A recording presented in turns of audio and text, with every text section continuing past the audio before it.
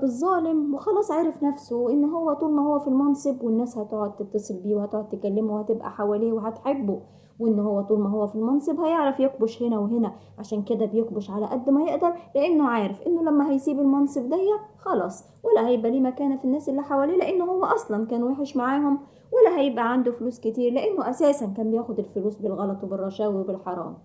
فخلاص الحمد لله الذي عافانا مما ابتلاه، وهو أدرى بنفسه، وربنا يتوب علينا وعليه. إنما بقى اللي أنا خايفة على نفسي وعليكم منه هو الشخص التاني بقى، الشخص اللي لسانه حلو والناس بتحبه عشان هو لسانه جميل وحلو وبيعامل الناس كويس، الشخص القوي اللي يقدر يدافع عن المظلوم، الشخص اللي عنده مهارات كتير ويقدر ان هو يدي دروس ويقدر ان هو يدي كورسات وتبقى كورسات ناجحة والناس تبقى فرحانة بيه وبكلامه، وعنده علم كتير وبيقدر يديه للناس وبيعرف يوصله للناس، عنده مكانة كبيرة في المجتمع وعنده مهارات كتير يعرف يديها للناس، فيقوم يصيبه الغرور زي ما حصل لسيدنا سعد بن أبي وقاص،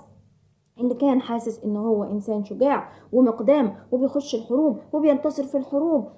فبدأ يحس انه ليه فضل كده على الناس اللي حواليه. فالنبي صلى الله عليه وسلم هو معلم البشرية حب يعلمه كده درس، وقال له فيما معناه: وهل تنصرون وترزقون إلا بضعفائكم. خد بالك، الشخص اللي هو بيبقى ليه مكانة في المجتمع وبيبقى الناس حباه عشان عمايله كويسة، عشان هو إنسان محترم، عشان هو عنده علم كتير، عشان هو بيقدر يدي العلم بتاعه، خد بالك بيبتدي كده يتسرب غصب عنه كده الحياة الدنيا، بيبتدي يتسرب إليه كلام الناس، بيضايقوا كلام ده وبيفرحوا كلام ده، وبيبقى عايز الناس تثني عليه، وبيبقى عايز الناس تبقى معاه على طول، وبيبقى عايز لما يقول أنا هدي الحتة الفلانية يلاقي ناس كتير موجودة، ولو ما حصلش هيتضايق، لو نزل حاجة يلاقي لايكات كتير عليها.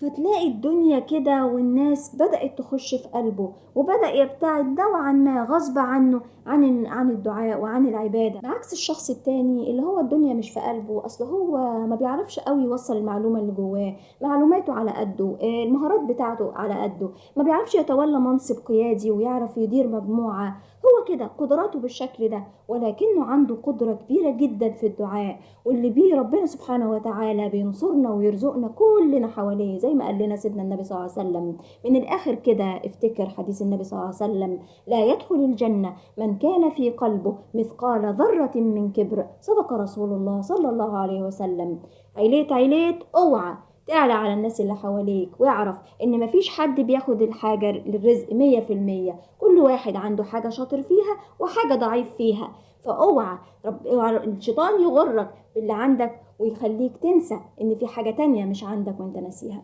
والسلام عليكم ورحمة الله وبركاته.